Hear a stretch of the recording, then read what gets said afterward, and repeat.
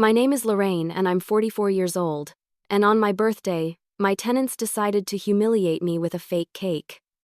Birthdays are supposed to remind you that you're loved. A simple gesture, a slice of cake, a card, something that says, "We see you, we care about you." I never expected my tenants to go out of their way to celebrate me. They weren't my family, just people who rented units in the old brick apartment building my parents left me. Still, I treated them fairly sometimes, too fairly. I thought maybe, just maybe, that kindness would be reciprocated. It wasn't. The day started normally enough. Julia, my closest friend, had dropped off flowers that morning with a hug and a whispered, "Don't forget, you deserve good things today." I smiled, touched, but the ache of loneliness still lingered. I had no children, no partner, just the building and the people inside it. That evening, a knock came at my door. A group of tenants stood there, grinning, holding what looked like a frosted white cake box. They started singing happy birthday in exaggerated voices, swaying like drunks at karaoke night. I felt my cheeks warm, surprised but oddly touched. Maybe I had underestimated them. Maybe they did care. When they handed me the box, I smiled. "Thank you," I said softly. I carried it into my apartment as they laughed and cheered behind me. My heart lifted until I opened the lid. Inside was no cake. Just a mess of crumpled paper, cigarette butts, and a greasy takeout container. On top of the trash was a handwritten note. "Here's what your rent money gets you." For a second, I didn't even process it. My brain wanted to believe it was some kind of mistake. But then I heard the muffled laughter outside my door, the snickers, the cruel amusement. They knew what they'd done. My stomach dropped. My hands shook as I stared at the vile gift. My birthday surprise wasn't a gesture of kindness, it was mockery. A reminder that, to them, I wasn't a landlord to respect, I was a joke to laugh at. I closed the box, my face burning, tears welling in my eyes. I thought about the countless times I had given these people second chances. When rent came late, I looked the other way. When they threw parties too loud for the neighbors, I gave them warnings instead of fines. When someone's dog damaged the carpet, I paid for repairs myself rather than fighting about it. All those years of bending over backward, trying to be the nice landlord, and this was what I got in return. A trash-filled cake box on my birthday. The humiliation cut deeper than I could explain. It wasn't just about the prank, it was about what it meant. They didn't respect me, they didn't fear consequences. They thought I was weak. That night, I sat alone in my kitchen, staring at the box, the note glaring back at me like a cruel punchline. My first instinct was to cry, and I did. Quiet tears. The kind you don't even bother wiping away because no one's there to see. But as the hours passed, those tears hardened into something else. Anger. I thought about every time I had swallowed disrespect, every time I had chosen compassion over confrontation. I realized that I had allowed this. My kindness had taught them they could treat me like a doormat. Well, no more. The fake cake wasn't just a cruel prank, it was my wake-up call. And as I lay in bed that night, the humiliation still burning in my chest, I made myself a promise. The next time they laughed at me, it wouldn't be over a joke at my expense. It would be over their own foolishness when they realized what I had done. They thought the cake was clever, but I had something far sweeter and far more final waiting for them. But they didn't know that the joke they pulled on me would end with their keys in my hands. Being a landlord isn't as easy as people think. People hear the word landlord and picture a greedy man in a suit, swimming in rent money, while his tenants suffer. That wasn't me. That had never been me. I was a woman who inherited a building from her parents, a building they had worked their entire lives to pay off, and I tried to honor them by treating people fairly. When I was younger, my parents drilled one lesson into me. Treat people with respect, and they'll respect you back. I believed it. I clung to it. That's why, when I inherited the property after they passed, I decided I wouldn't be the kind of landlord people whispered about in anger. I'd be different. I'd be compassionate. At first, it worked. My tenants smiled at me in the hallways. They said thank you when I gave them grace periods on late rent or covered small repairs out of my own pocket. I thought I was doing the right thing. But over time, their smiles faded, replaced with entitlement. The late payments became routine. "I'll get you next week, Lorraine," one would say with a casual wave of the hand. Weeks turned into months. By then, I had nearly drained my savings covering the building's bills while they treated me like I was running a charity. Repairs piled up too. Someone broke a stair railing, no one admitted it. A toilet overflowed, flooding a ceiling below.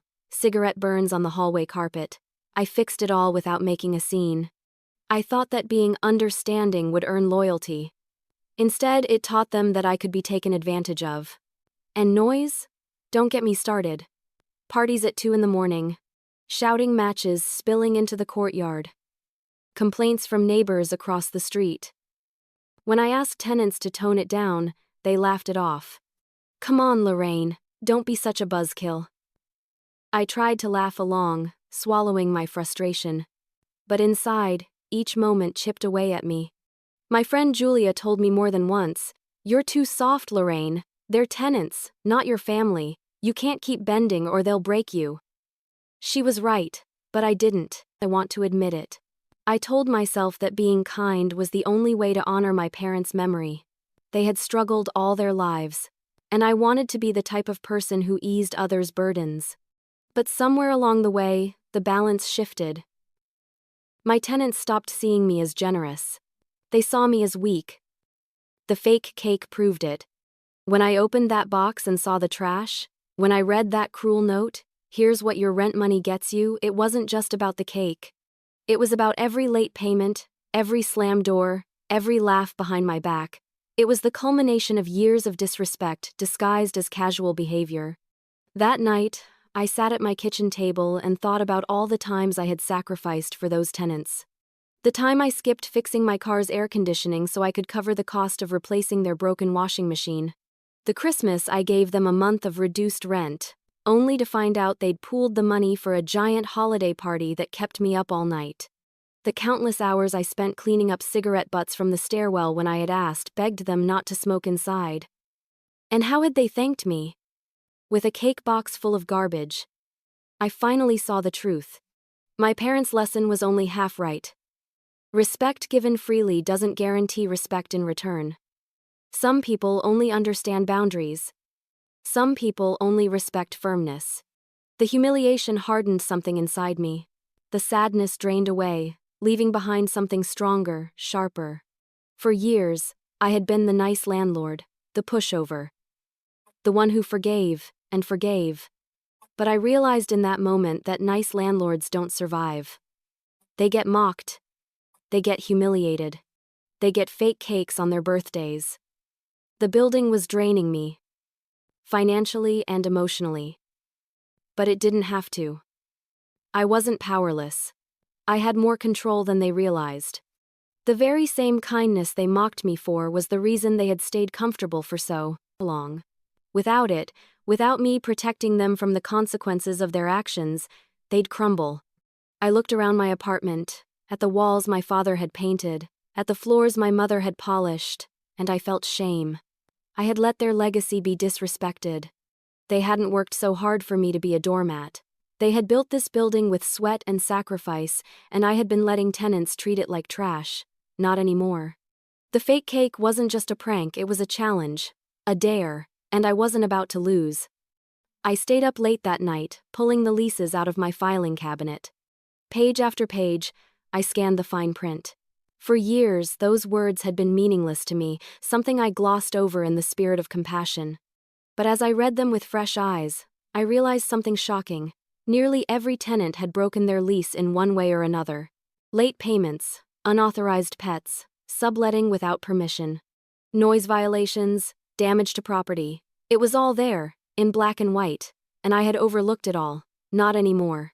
I grabbed a notebook and started jotting down names, violations, dates. By the time the sun rose, I had a list that could have filled a courtroom. When I finally closed the leases, my hands no longer shook with humiliation. They trembled with anticipation. The birthday gift had been meant to break me. But instead, it woke me up. They thought I was weak. They thought I was laughable. They thought I would never fight back. They were about to find out just how wrong they were. If they saw me as a joke, they were about to learn how wrong they were. The birthday prank wasn't just cruel, it was revealing. I can still see it in my mind like it happened yesterday. The smirks, the fake cheer in their voices, the way they circled around me, waiting for my reaction like wolves sniffing the air before the kill. It wasn't spontaneous. No, this prank had been planned. They had bought that cake box, carefully emptied it, and filled it with trash. Cigarette butts, greasy wrappers, old receipts. One even slipped in a beer cap like it was confetti.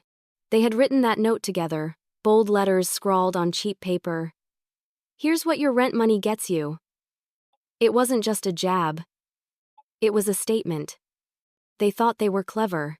They thought they were making a joke. But what they really did was tell me exactly how they saw me, not as a landlord providing them with a home, but as a fool, a joke, a woman to mock behind closed doors. When they sang happy birthday, I forced a smile. I wanted to believe, for just a moment, that it was genuine. My heart fluttered with the foolish hope that maybe they cared. But the second I opened that box, all hope died. The laughter that followed was sharp, cruel. It wasn't laughter of joy, it was laughter of triumph. They had tricked me, embarrassed me, and they reveled in it. One of them, a loud-mouthed man named Keith, doubled over, slapping his knee. "Come on, Lorraine," he said between chuckles. "It's just a joke, lighten up." The others joined in, some laughing openly. Others covering their mouths like children who knew they'd gone too far but couldn't resist. A couple of younger tenants filmed the moment on their phones, their cameras glinting under the hallway light. I wanted to rip the devices from their hands, but I just stood there frozen, holding the box of garbage like a fool. Not all of them laughed. I caught glimpses of hesitation. A young woman named Emily, who had only moved in a few months ago, shifted uncomfortably. She gave me a weak smile, her eyes guilty, before looking away. But she didn't speak up. None of them did. Silence from those who should have stopped it was as painful as the laughter from those who started it. I remember mumbling, "Thank you," as my face burned hot with humiliation. My voice cracked, but they didn't notice, or worse, they didn't care. They clapped each other on the back like they'd pulled off the prank of the century. I carried the box into my apartment, closed the door, and leaned against it, my breath shaky. I set the box on the counter and opened it again, as if maybe I had imagined it. But the trash was still there, the note still mocking me. I sat at the kitchen table, staring at it. The laughter from the hallway echoed in my ears long after they had gone. I felt small, ridiculous, like the punchline to a joke I hadn't agreed to be a part of. And yet, in that moment of humiliation, something else revealed itself. They had underestimated me. The prank wasn't just about mocking me, it was about testing me. They wanted to see how far they could push. They thought if I swallowed this, I'd swallow anything. That I was too soft, too desperate for their approval to fight back. That was their mistake. Because while they laughed, while they high-fived each other in the hall, I sat quietly at my table, seething. My humiliation hardened into resolve. The prank didn't just reveal their cruelty, it revealed my own blindness. I had been ignoring what was in front of me for years. And now I saw it clearly. They didn't respect me because I hadn't demanded respect. They didn't fear consequences because I had never given them any. And they didn't value my kindness because I had handed it out too freely. The fake cake wasn't just trash in a box, it was a mirror. A reflection of everything I had allowed them to believe about me. That night, as the building settled into silence, I heard faint laughter drifting from the courtyard. They were still celebrating, still talking about their joke. I lay in bed, staring at the ceiling, and I made a vow: the next laugh would be mine. The prank was the last straw. The line had been crossed. There was no going back. In the days that followed, the video surfaced online. A tenant had posted it to social media, captioned, "Our landlord's face when she sees her birthday cake." Comments flooded in. Strangers laughed. Some praised the prank. Others mocked me, calling me gullible, stupid, pathetic. I read every word, each one slicing deeper than the last, but instead of breaking me, they steeled me. Every cruel comment was fuel, every sneer was kindling for the fire inside me. They thought they had humiliated me. But what they had really done was ignite the part of me I had buried, the part that remembered my parents' sacrifices, the part that knew strength wasn't about being liked, but about being respected. The next time I looked at that lease binder in my filing cabinet, I didn't see boring legal jargon. I saw weapons. Weapons they had handed me with their own negligence. And I intended to use every single one. What they didn't realize was that while they were laughing, I was already planning. Sometimes power hides in the smallest details. That night, after the prank, I didn't sleep. The laughter still echoed in my ears, and every time I closed my eyes, I saw that box of trash sitting on my counter. But instead of crying, I reached for the old filing cabinet in the corner of my bedroom. Inside were manila folders stuffed with contracts, receipts, and documents. Every lease I had ever signed with my tenants was in there, collecting dust. For years I had skimmed over those papers, trusting that good faith and decency would be enough to keep everyone in line. But now I knew better. I pulled out the stack of leases and spread them across my bed. The pages felt heavy in my hands, heavier than I remembered. I flipped through the fine print, the parts no one ever reads, the clauses people sign without thinking, and as I read, my eyes widened. There it was. In black and white. Noise ordinances, damage liabilities, prohibitions against smoking in common areas, strict rules about unauthorized pets and subletting, clauses about consistent late payments, every rule I had ignored in the name of being nice. Every chance I had given them, every warning I had let slide, it was all right there. Written down, enforceable, legal. And almost every single tenant had broken at least one of those rules. Keith, the loudmouth? He had 3 unauthorized roommates living with him. Janelle and her boyfriend? They'd been breeding dogs in their unit against the no pets clause. Emily, the quiet one? She wasn't guilty of cruelty, but she had been months behind on rent. And the young men who filmed the prank? They had turned their unit into an illegal Airbnb, subletting to strangers. The more I read, the angrier I became, not just at them, but at myself. I had let all of this slide. I had turned a blind eye, thinking I was building goodwill. But all I had built was a tower of entitlement. I grabbed a notebook and started writing. Tenant by tenant, I listed violations, dates, witnesses, evidence. My handwriting was shaky at first, but as the list grew, my hand steadied. By the time dawnlight spilled through my curtains, I had an ironclad record of almost every tenant's offenses. I stared at the list and whispered to myself, "You did this to yourselves." For years, they thought I was powerless. They thought the law was on their side. But they forgot one thing. The lease wasn't just their shield. It was my sword. The more I studied, the more I realized just how much leverage I had. Rent control laws were strict, yes, but violations gave me grounds for action. Repeated late payments weren't just inconveniences, they were breaches of contract. Unauthorized subletting wasn't a harmless side hustle, it was eviction material. I called Mr. Patterson, a lawyer I'd worked with once before when handling property taxes. I need advice, I told him, my voice steady but low. He met me at his office later that week. As I slid the stack of leases and my notebook across his desk, his eyebrows rose. He flipped through the pages, nodding slowly. "Mrs. Whitmore," he said finally, "you've been far too generous. Any one of these violations could justify legal action. Together, you've got enough to evict half your building." Hearing those words was like a key turning in a lock. "Then let's do it," I said. Mr. Patterson adjusted his glasses. "It won't be easy. They'll fight back. Some may even try to paint you as unfair. But if you're prepared, the law is on your side." I left his office with a folder of instructions and a fire in my chest. The fear that had lived in me for years was gone, replaced by something sharper. When I got home, I sat at the kitchen table, the same place where that trash-filled cake had sat days earlier, and spread out my notes. This time, I didn't feel humiliated. I felt powerful. I realized that the prank had been more than mockery. It had been a gift, though they didn't know it.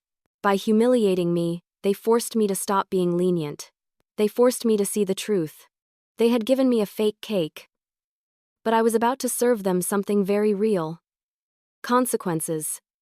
I began collecting evidence systematically, noise complaints from neighbors, photographs of damage, screenshots of online listings where tenants had advertised their apartments illegally. Every scrap of proof became ammunition. Each night, I'd sit at my table, reviewing contracts, highlighting clauses, building airtight cases. Julia came over one evening and saw the papers covering every surface. "Wow," she said softly. "You're really doing it." "I have to," I told her. "They think I'm a joke.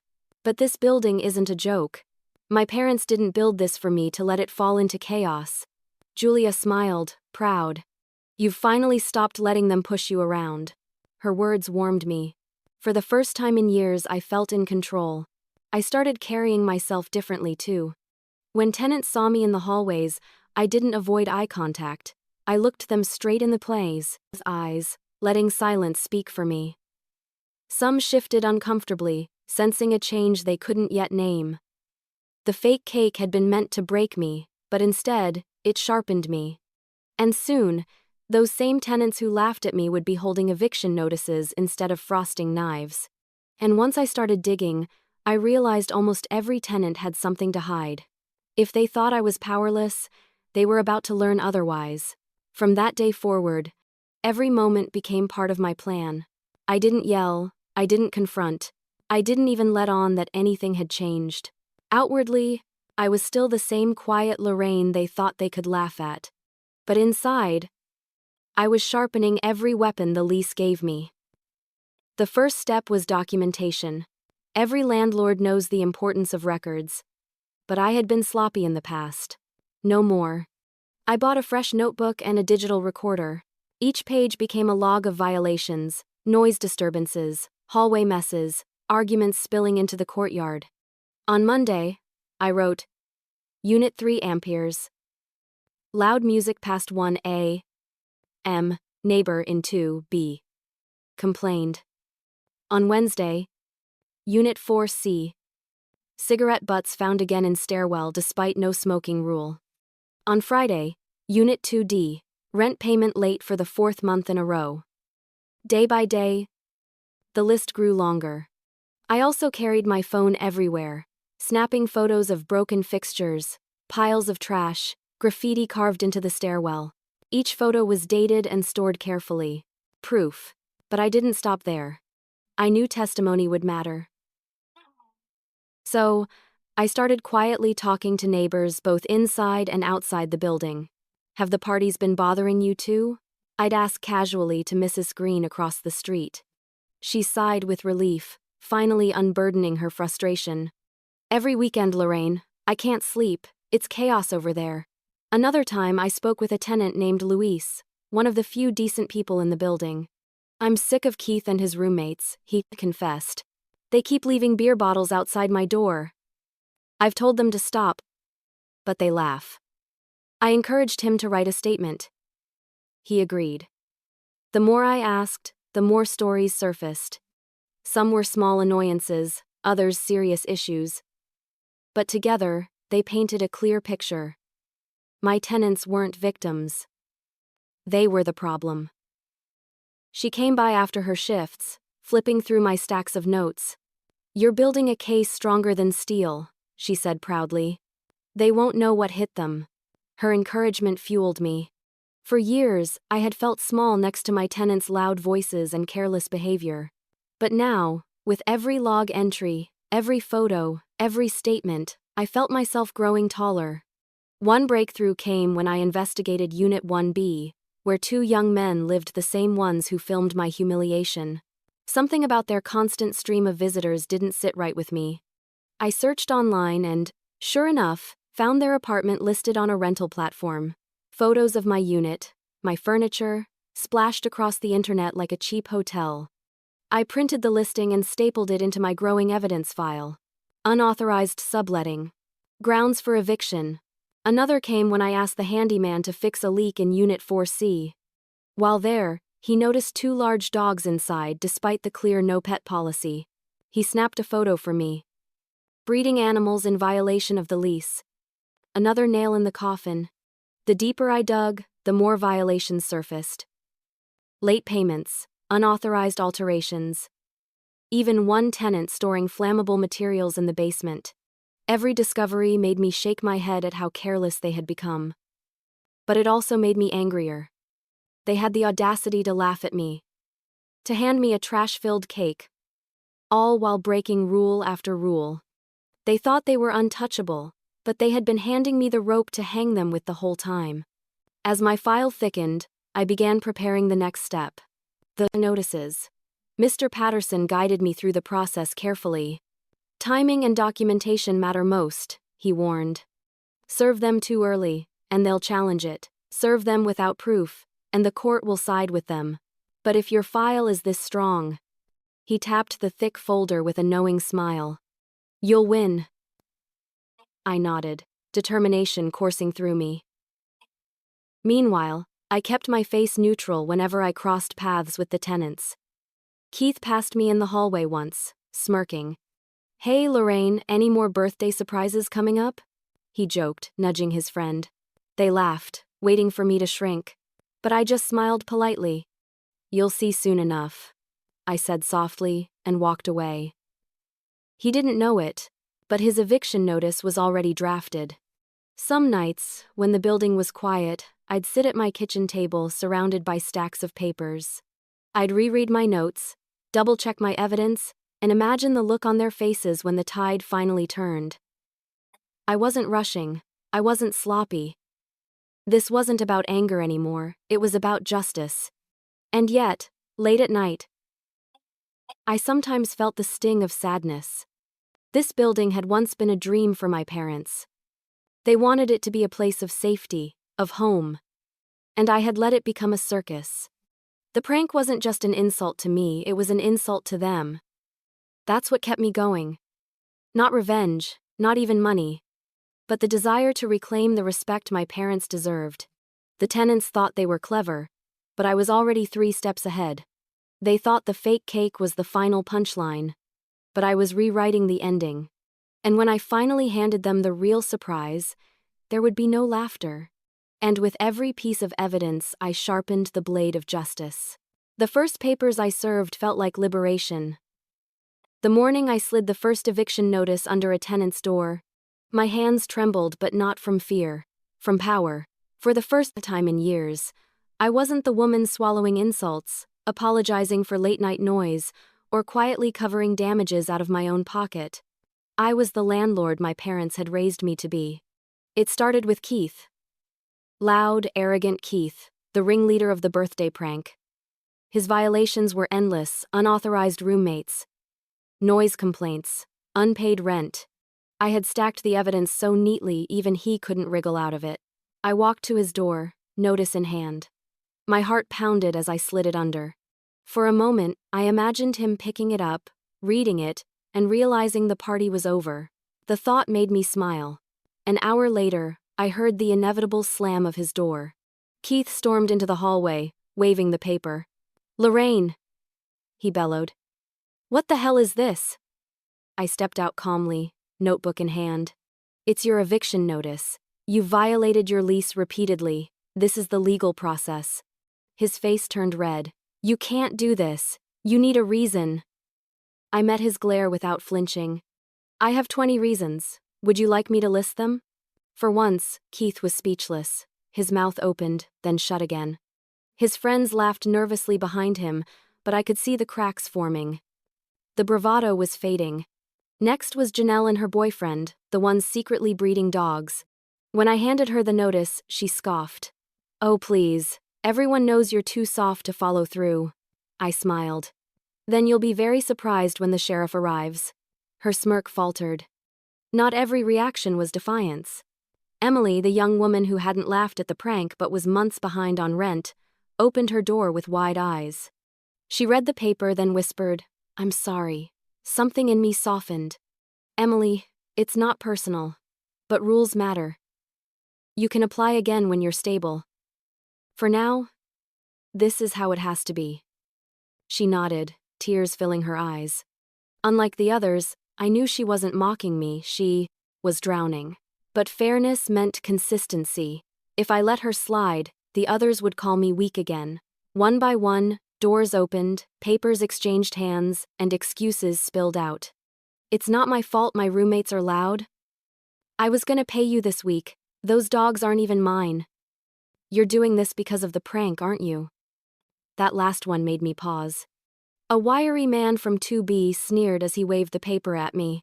You're just salty because we hurt your feelings. I looked him dead in the eye. No, I'm not salty. I'm done being disrespected. This isn't about a prank, it's about every rule you broke. That box of trash just reminded me to stop ignoring it. For once, he had no comeback. By the end of the day, more than half the building had notices taped to their doors. The hallways, once filled with laughter at my expense, were filled with silence. A thick, heavy silence of people realizing their games were over. That night, Julia came over with takeout. We sat at the table surrounded by empty plates and piles of documents. She raised a glass of soda. To Lorraine, the woman who finally took back her building.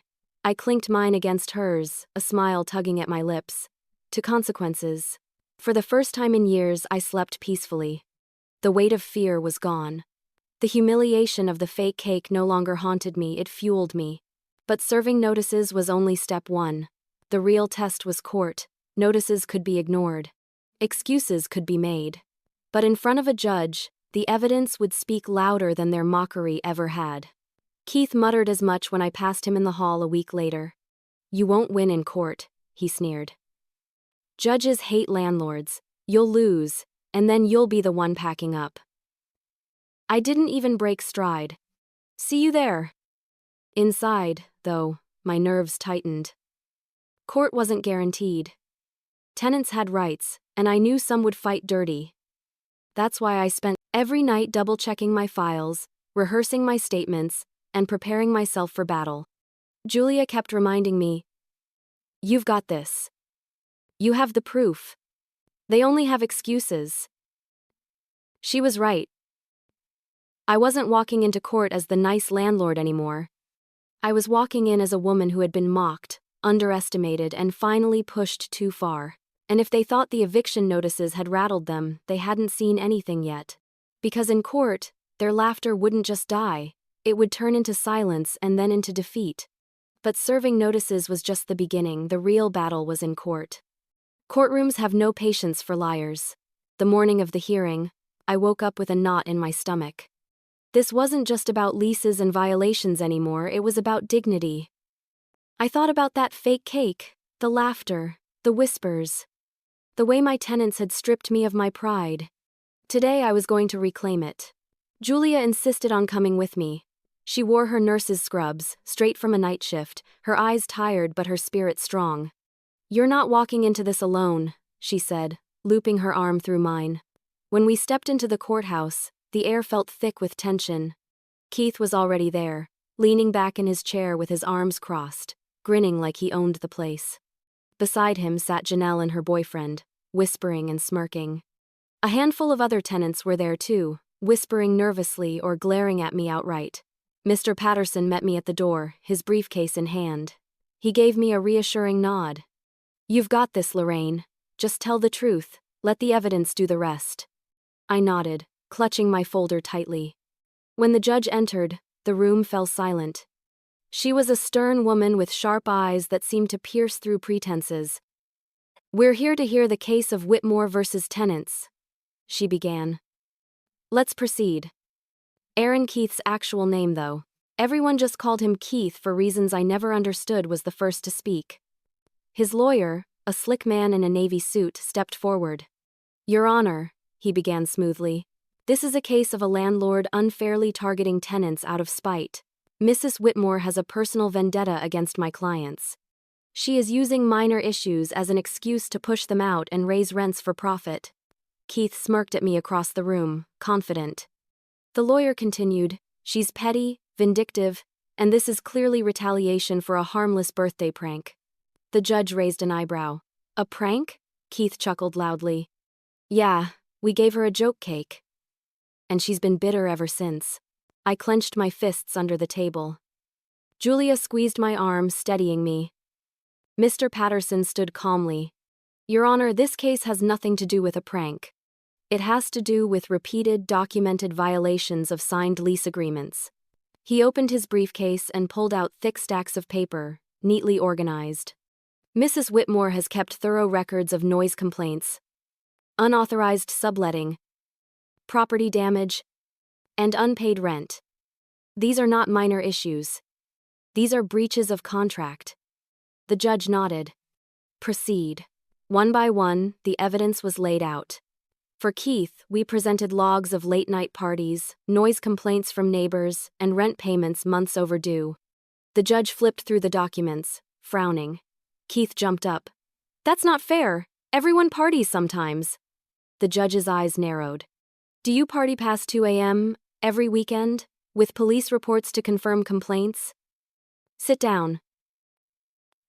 His face flushed red as he dropped into his chair. For Janelle and her boyfriend, Mr. Patterson presented photos of the dogs and vet receipts from neighbors who had complained about the breeding. Janelle scoffed. Those dogs weren't ours. The handyman's statement, signed and notarized, said otherwise. For the young men running the Airbnb, we showed screenshots of their online listings, complete with reviews from guests. The judge's lips pressed into a thin line. Unauthorized subletting, clear violation. One by one, their excuses crumbled. Every violation was backed by proof photos, logs, statements, and with each revelation, the smugness drained from their faces. The judge turned to me. Mrs. Whitmore, do you have anything to add? I stood slowly, my knees weak but my voice steady. Your Honor, I've been more lenient than I should have been. I believed kindness would earn respect. But instead, my tenants mocked me, broke rules, and disrespected my family's legacy.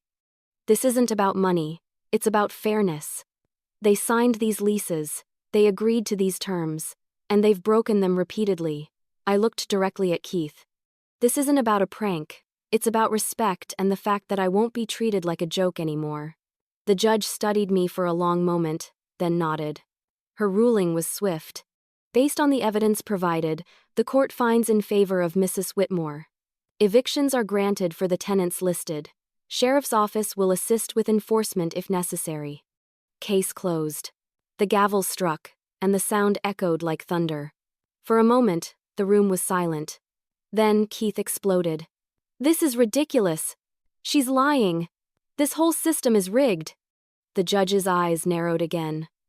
Mr. Whitmore, another outburst and you'll be held in contempt. He sank back down, seething. Julia grabbed my hand, squeezing it so tightly I thought it might bruise.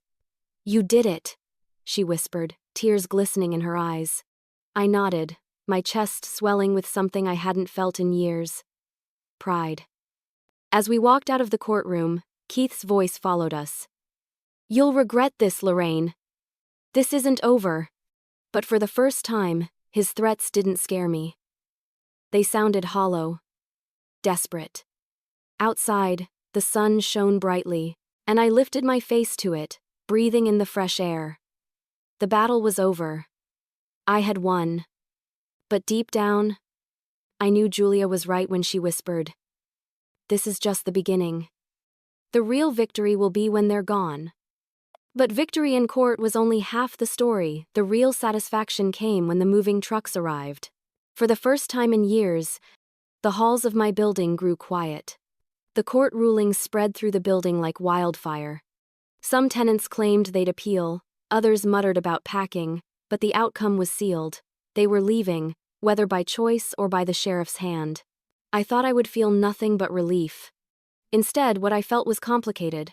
Watching people drag boxes down the stairs, shouting at movers, slamming doors, it was messy, loud, and tinged with bitterness. But beneath it all was a calm I hadn't felt in years. Keith was the first to make a scene. Of course he was. The day the movers showed up, he stood in the courtyard, puffing his chest like a rooster. "This is illegal," he shouted to anyone who would listen. "She's kicking us out because we embarrassed her. She's a tyrant." Some neighbors paused to watch, their expressions a mix of curiosity and annoyance. But no one stepped in to defend him. The court ruling had been public record. People knew the truth now. When the sheriff's deputy arrived to supervise, Keith tried arguing again. "You can't do this. I've lived here for years." The deputy's voice was calm but firm. "Sir, you violated your lease. The court has spoken. Either you move your things peacefully, or we move them for you." Keith's face turned red, but in the end, he had no choice.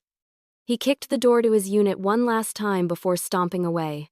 For once, his noise didn't shake me. It empowered me.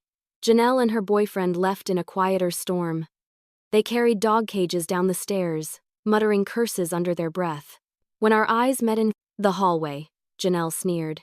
"You'll regret this. No one's gonna want to rent from you again." I smiled calmly. "Then I guess I'll have peace and quiet." Her glare could have cut glass, but she didn't respond. She knew the fight was over. Not every departure was bitter. Emily, the young woman behind on rent, came to my door with a small box in her hands. "I wanted to say thank you," she said softly. I blinked, confused. "Thank you?" She nodded. "For being fair. I know I failed here, but I'm not angry at you for holding me accountable. I needed this push. I'm moving in with my sister until I get back on my feet." She handed me the box. Inside was a small plant, its leaves glossy and green. "For your kitchen window," she said. Tears pricked my eyes. "Emily, you didn't have to." "I know. But you deserve better than the way people treated you." That moment reminded me that not everyone had been cruel. Some had simply been caught in life's storms. And while I couldn't save everyone, I could choose to remember the kindness. Day by day, unit by unit, the building emptied. The once lively corridors, filled with thumping music and shouting voices, grew eerily silent. For some, that silence might have felt lonely. For me, it felt like healing. Julia came over one afternoon, carrying a pizza. We sat on the floor of the now vacant Unit 2B, our voices echoing against bare walls. "Feels weird, doesn't it?" she asked. I nodded. "Weird. But good. Like the air finally cleared." She grinned.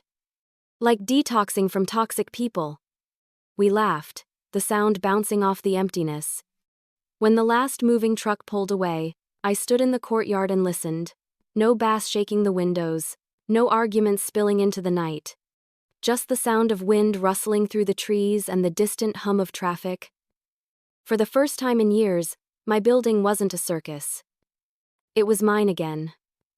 I walked the halls, running my hand, along the chipped paint, peeking into empty rooms.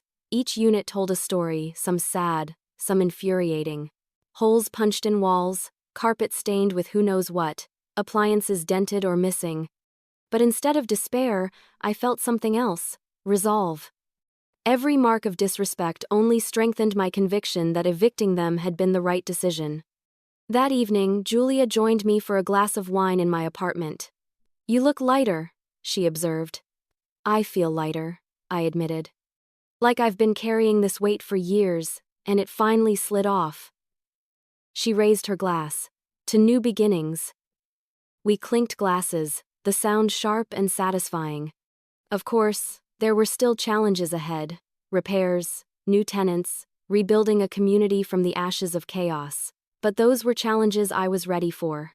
The fake cake had been the moment they thought they broke me. Instead, it became the spark that helped me rebuild. As I walked through the quiet halls that night, I whispered to myself, "This is only the start." Because after the dust settled, I had to decide what kind of landlord I wanted to be. Not every tenant was bad. After the chaos of evictions, the building felt hollow. The echoes in the hallways weren't from music or shouting anymore, they were from my own footsteps. For the first time in years, the place was quiet, but silence comes with its own weight.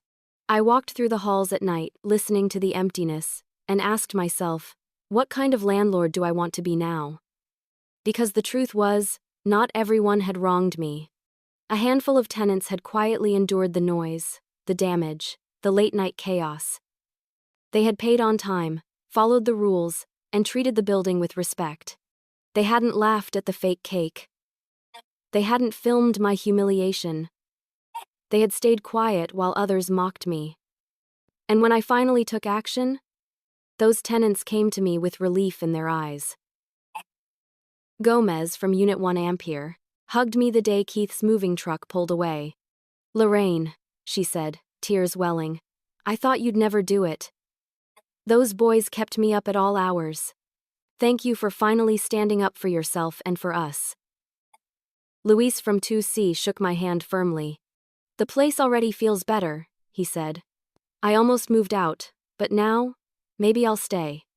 Their words reminded me that my actions hadn't just been about me, they had been about everyone who deserved peace. So I made a decision. I wasn't going to let bitterness rule me. I wasn't going to become the cold, greedy landlord my tenants accused me of being. I was going to rebuild this building the right way. The first step was repairs. I spent days inspecting every empty unit. Broken locks, clogged drains, stained carpets, it was endless. Some of the damage made me shake my head in disbelief. One unit had a hole in the wall big enough to crawl through. Another had graffiti scrawled inside the closet. Someone had even left food rotting in the fridge, as if they wanted to leave a stench behind. It would have been easy to despair, but I didn't. I rolled up my sleeves and got to work.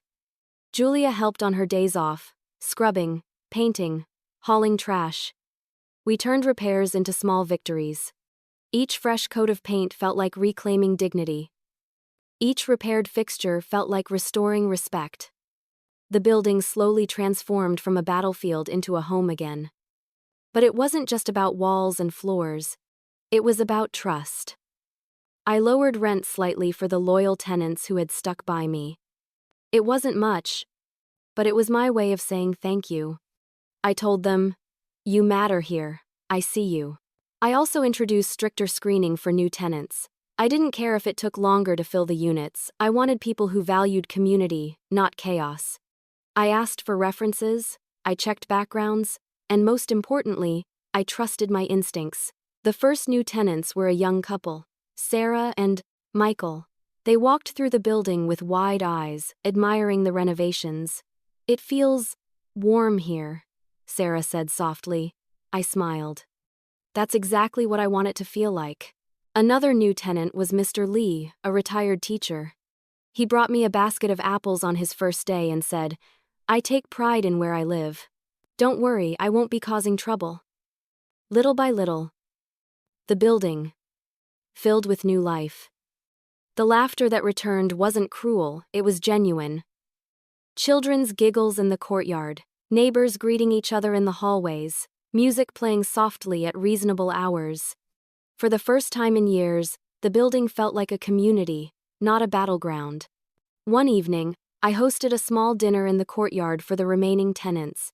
We ordered takeout, set up folding chairs, and shared stories. Mrs. Gomez brought homemade tamales, Luis brought soda, and Julia baked a cake, a real one this time. As we ate, people laughed and chatted. The atmosphere was warm, respectful, and full of joy. I raised my glass and said, "Thank you for staying, for believing in this place, and for reminding me why this building matters." They clapped, some even tearing up. It wasn't a grand celebration, but it was real. It was the kind of gathering that builds bonds, not walls. Later that night, as I sat in my apartment with Julia, she looked at me thoughtfully. "You know," she said, "this is the birthday gift you should have gotten all along." I smiled, feeling my chest swell with something I hadn't felt in years. Pride, not just in surviving, but in creating something better. She was right. The fake cake had been a cruel joke, but this sense of community, this newfound strength was the real gift. For years, I had been afraid of being too soft. I thought kindness made me weak. But I realized something important. Kindness doesn't make you weak. Kindness without boundaries does. Now, I had both. The building wasn't just standing again, it was thriving. And so was I. And that's when I realized the eviction wasn't revenge, it was renewal. But victory brought new enemies. Just when I thought the storm had passed, I learned something important. Not everyone accepts defeat gracefully. Some people would rather burn bridges than admit they were wrong. It started with a phone call from Julia one evening. I was in my apartment, going over applications for a new tenant, when my phone buzzed. Her voice was sharp, urgent. "Lorraine, have you been online today?" "No," I said slowly. "Why?" "There's a post going around about you. It's bad." My stomach tightened. Julia texted me the link, and when I opened it, my heart sank. There it was, a long, venomous post on a local community forum, written by none other than Clara, a tenant I had evicted after months of unpaid rent and constant complaints. She had written, "Beware of renting from Lorraine Whitmore. She's a greedy landlord who kicked out half her building just so she could raise the rent. She doesn't care about people, only money. Don't let her fake kindness fool you." Below her post were dozens of comments. Some people sympathized with her story. Others added their own complaints about landlords they'd known, lumping me in with every slumlord in the city. A few even shared the video of the fake cake prank, mocking me all over again. The humiliation I had worked so hard to bury resurfaced in an instant. I sat frozen, my hands trembling as I scrolled. The words blurred together, sharp and cruel. Julia's voice cut through my panic. "Don't let this break you. People like her lash out because they lost. That's all this island, but it still hurt. I had rebuilt my building. I had fought so hard to restore dignity. And here she was, tearing it down with a few keystrokes." The next day, I overheard whispers outside the building. Two strangers stood on the sidewalk, reading the post on their phones. "That's the place," one said. "I heard the landlord's a nightmare." I wanted to run out and defend myself, to scream that it wasn't true, but I didn't. Instead, I went upstairs and closed my blinds.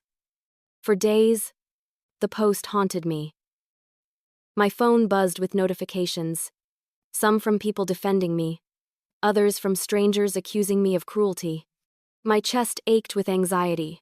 I thought about selling the building, cutting my losses, walking away. Julia wouldn't let me. One evening, she came over with dinner and sat me down. "Lorraine, listen to me. Clara's trying to get revenge because she lost. She's not telling the truth.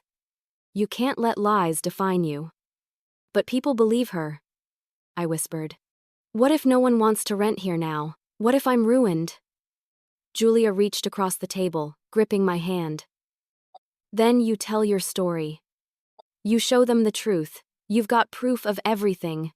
You've got loyal tenants who will back you up. Don't let one bitter woman undo everything you've built." Her words sparked something inside me. Clara had her story, but I had mine. And mine was backed by facts. By evidence. By people who had seen the truth. So I fought back not with anger, but with transparency. I started small, posting a calm response on the same forum. "My name is Lorraine Whitmore, and I am the landlord in question. I will not speak poorly of Clara, but I will say this. Every eviction I pursued was due to repeated, documented lease violations. I have records, court rulings, and testimony to support this. My tenants deserve a safe, peaceful home, and that is what I am providing. Ask the ones who stayed." Some mocked me still, but others began asking questions. Mrs. Gomez even chimed in. "I've lived here for 12 years. Lorraine is fair and kind. She saved this building from chaos. Don't believe lies." Luis added his voice. "She's the best landlord I've had." She stood up for us when no one else would. Slowly, the tide shifted. The cruel comments didn't vanish, but they were drowned out by the voices of those who knew me. Clara tried again, posting angry replies, but each one only made her look more bitter. People started noticing. "Sounds like you're mad you got evicted," one commenter wrote. For the first time, I didn't feel powerless online. I felt defended. And that's when I realized Julia was right. Clara's post hadn't ruined me.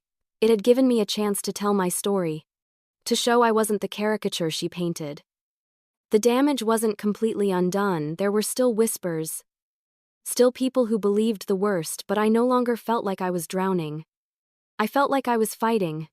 That night, I stood in the courtyard, listening to the laughter of children playing, the soft music drifting from Mr. Lee's apartment, the gentle hum of life returning. My building was alive again, stronger than ever. Clara's bitterness couldn't erase that. But as I stood there, I couldn't shake the thought. If she could spread lies, what else might she do? Would she stop at words? Or was there more to come? But Clara wasn't the only ghost from the past, others had plans too. Some people don't learn their lessons. For a few weeks, life in the building settled into a rhythm. Repairs continued, new tenants moved in, and the air felt lighter than it had in years. I began to breathe again, to trust that the worst was behind me. But peace, I learned, always draws envy. And envy breeds intrusion. It started with small things, too small to notice at first. A cigarette butt outside the back stairwell. Beer cans tossed in the courtyard. At first, I thought they were remnants of the old days, overlooked debris from the chaos I'd cleaned up. But then, one night, Julia and I were leaving for dinner when she froze mid-step. "Lorraine," she whispered, pointing toward the shadows near the dumpster. I followed her gaze and my stomach dropped. Keith. He was leaning against the wall. Hood pulled low, a cigarette glowing between his fingers. When he saw us, he smirked. "Well, well, look who's still playing landlord." My pulse quickened, but I kept my voice steady. "You don't live here anymore, Keith. You need to leave." He shrugged, flicking ash onto the ground. "Relax. Just visiting friends." But I knew better. His friends were gone. His presence wasn't social, it was defiant. That night, I checked the security cameras I'd installed. Sure enough, Keith had been loitering around the property for days, slipping in through propped doors, wandering the halls like a ghost of the building's past. I called Mr. Patterson the next morning. "He's trespassing," he said firmly. "Document everything. If he refuses to stop, the police will handle it." So I did. Every sighting, every encounter, I wrote it down. I saved footage, dated and timed. But Keith wasn't the only one.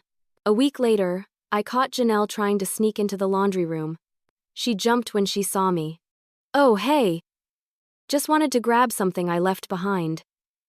"Your lease is terminated," I said coldly. "You shouldn't be here." She crossed her arms. "Come on, Lorraine. You're really gonna hold a grudge? We used to have fun." "Fun?" I snapped. "Destroying my building? Mocking me on my birthday? That was fun for you?" Her smirk faltered, but only for a moment. "You'll regret this," she muttered before storming out. It wasn't just them.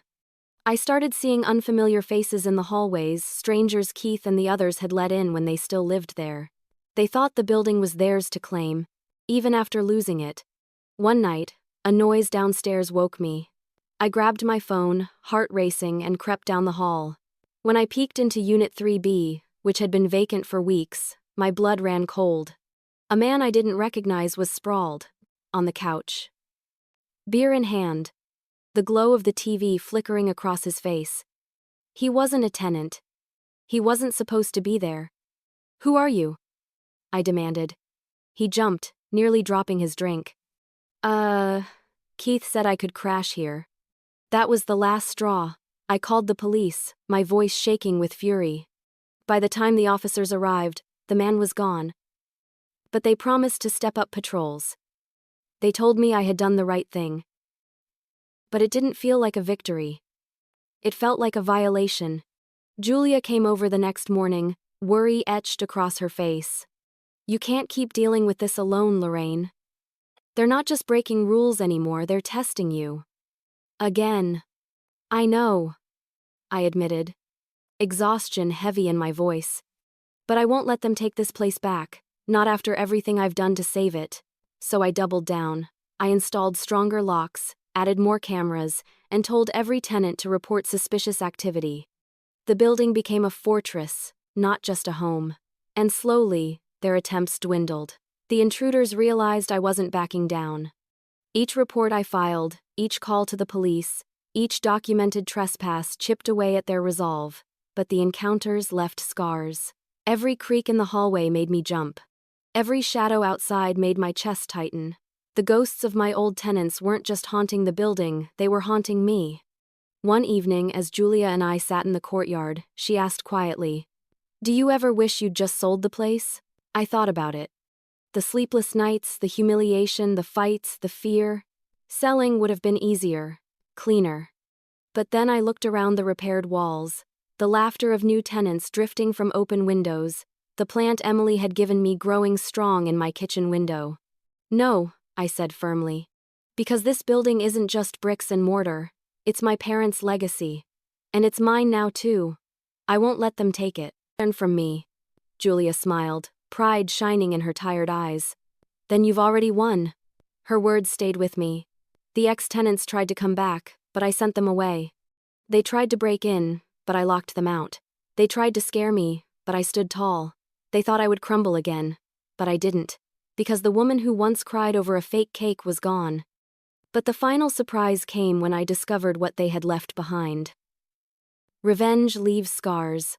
When the last of the troublemakers were finally gone, I thought the worst was over. But moving trucks don't carry everything out, not when bitterness is involved.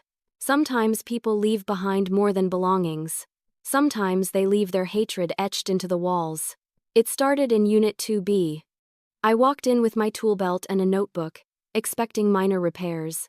Instead, the stench hit me first, sharp, sour, and rancid. I gagged as I opened the fridge. Inside, rotting meat sat in pools of brown liquid, maggots crawling across the shelves. They'd left it unplugged, door sealed shut, like a final insult. I forced myself to clean it, scrubbing until my arms ached. But that was just the beginning. In Unit 3C, I found holes punched through the drywall, as if someone had taken their fists to the walls in rage. The bathroom sink was clogged solid, not with hair or soap, but with hardened cement. They had poured it straight down the drain, rendering the plumbing useless. In another unit, I discovered graffiti sprayed across the closet door. Crude words aimed at me. "Greedy witch." "Landlord from hell." Each discovery felt like reopening an old wound. I walked from room to room, my chest heavy, wondering how people could carry so much venom. I had given them second chances, kindness, forgiveness, and this was how they thanked me. Julia came over to help. She gasped when she saw the cement-filled sink. "They did this on purpose," she whispered. "Of course they did," I muttered, my jaw tight. "They wanted me to regret standing up to them." She put a hand on my shoulder. "So what are you gonna do?" I lifted my chin. "Fix it, and make this place better than ever." Insurance covered some of the damages, but not all. The rest came out of my savings. I hired contractors for the heavy repairs, but I handled what I could myself. Day after day, I scrubbed, painted, hammered, and patched. Every brushstroke was an act of defiance. Every nail I drove into the wall said, "You didn't win." But in the quiet moments, anger bubbled inside me. Not just at the destruction, but at the reminder of how blind I'd been for so long. I had allowed these people to live in my parents' building, trusting they would respect it, and instead they left scars everywhere they touched. Still, I refused to let their bitterness define my home. Slowly, the scars faded. Fresh paint covered graffiti. New pipes replaced sabotaged sinks. New flooring replaced stained carpets. By the time the work was finished, the building no longer bore their marks, it bore mine. Stronger, cleaner, renewed. When the last contractor left, I stood in the middle of an empty unit and breathed deeply. The air smelled of fresh paint and lemon cleaner. Sunlight poured through the windows, gleaming off polished floors. For the first time in months, maybe years, the building felt alive. That week, I signed leases with 3 new tenants, families, a young couple with a baby, a retired nurse, people who wanted homes, not chaos. When they walked into their units, their eyes lit up. "It's beautiful," one whispered. "It feels safe here," another said. Their words healed something in me the repairs couldn't. One evening, as Julia and I sat on the steps of the courtyard, she looked around and smiled. "You've turned this place around, Lorraine. It's not just a building anymore, it's a sanctuary. I nodded slowly. It almost feels like home again. But even as I savored the renewal, the bitterness of what I had discovered lingered. The damage wasn't just physical, it was emotional.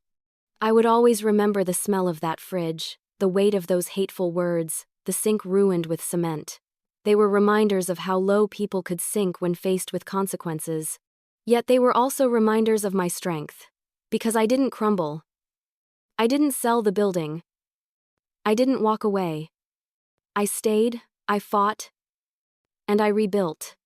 And in fixing the damage they left behind, I fixed something in myself too. I was no longer the woman who cried quietly over a fake cake. I was the woman who stared down destruction and turned it into renewal. The scars had become my proof of resilience.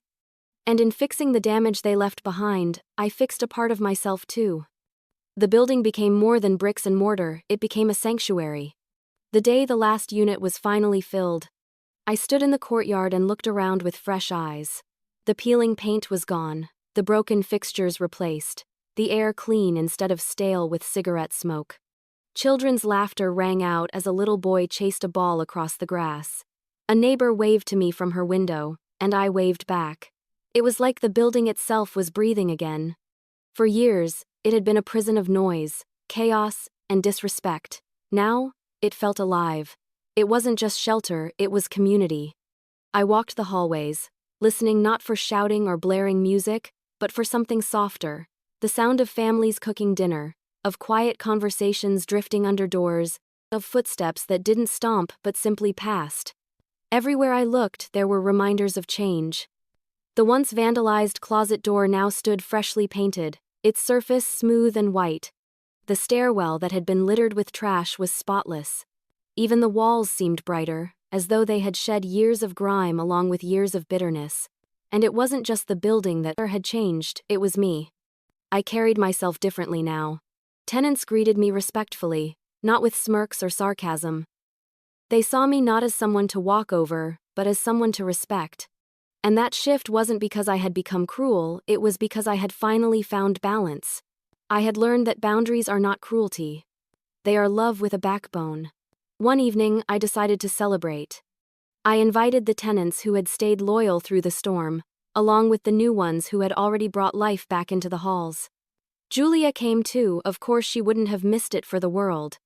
We set up folding tables in the courtyard, strung a few lights between the trees, and ordered food from everyone's favorite local restaurants.